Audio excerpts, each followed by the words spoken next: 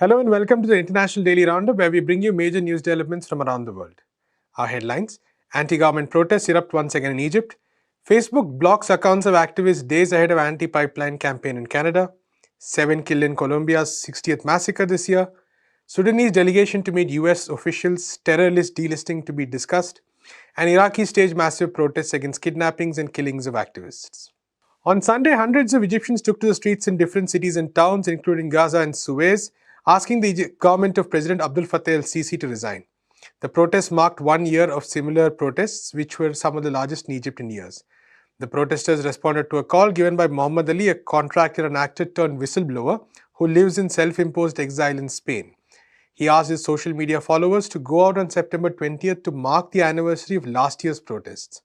His videos on YouTube alleging corruption in the Sisi government were viewed millions of times and had led to popular demonstrations against the government for days in September 2019.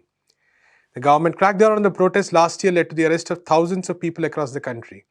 The Abdel Fattah el-Sisi regime outlawed demonstrations since it came to power in a military coup in 2013 after deposing the democratically elected Mohamed Morsi.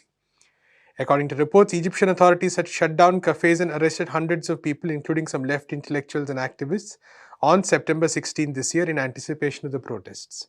Security forces were also deployed at all crucial protest sites several days before the anniversary. The popular anger against al-Sisi's regime is rooted in the ongoing economic crisis in the country, as well as the government's mishandling of the COVID-19 pandemic.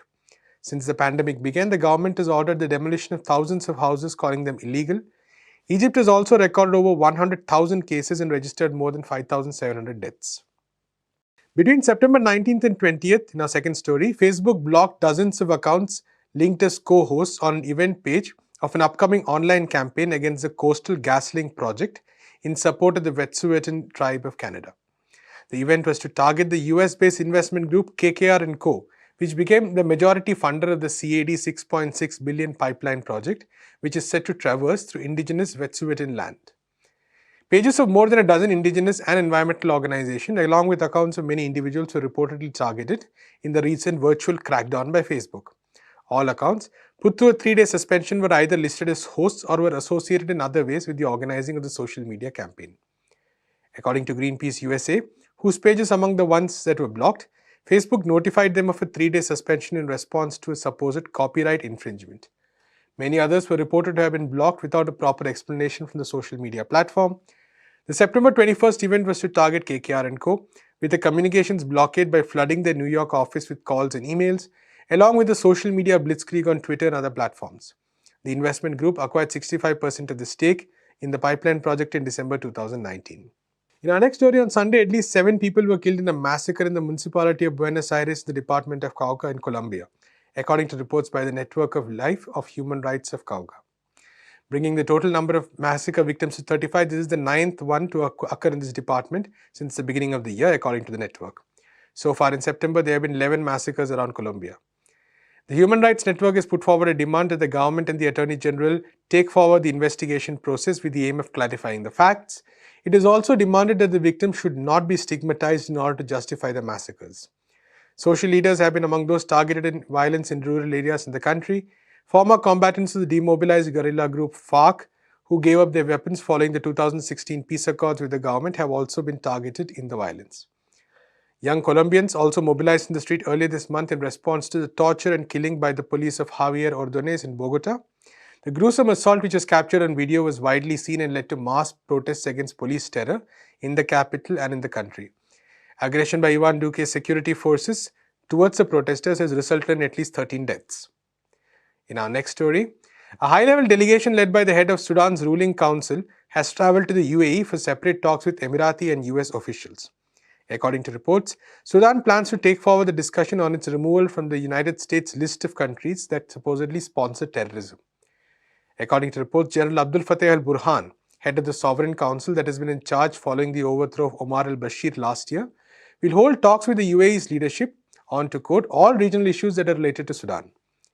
Reports also suggested that besides the terror delisting, Sudan's transitional government is asking for more than $3 billion in humanitarian assistance and budgetary aid in return for a deal with Israel. Al-Burhan had met Israeli Prime Minister Benjamin Netanyahu in Uganda in a secret meeting in February. This was widely condemned by the Sudanese protesters who were responsible for the overthrow of the dictator al-Bashir last year. Since coming to power, Sudan's transitional government has been pushing to be taken off the US list. Its presence on the list makes the country ineligible for loans from international financial institutions and limits potential foreign investment. And finally, intense protests had taken place in the Iraqi city of Nasiriyah in the southern part of the country over the past 2 days over the repeated killings and kidnappings of human rights activists. The protesters demanded that a government bring the culprits to justice as well as make public the names of all those suspected. The protests, which began in the late hours of Saturday, continued over the next day and saw the protesters blocking the 3 main bridges in the city. Hundreds of protesters also gathered around and surrounded several government buildings, including the headquarters of the provincial government. Soon after the protests began, Iraqi security forces were deployed in massive numbers at the protest locations.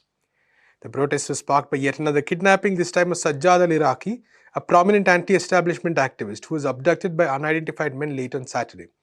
The kidnapped activist had in the past received multiple threats to his life.